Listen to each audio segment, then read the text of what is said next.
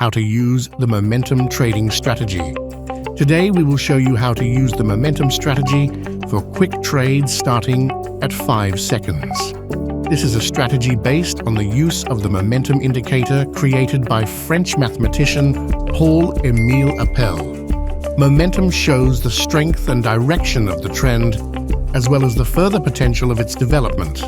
How to set up momentum indicator for quick trades. Set the period to 10 to make the indicator more sensitive to short-term price movements. Keep an eye on the indicator line relative to the 100 level. Open an up trade when the momentum line rises above the 100 level.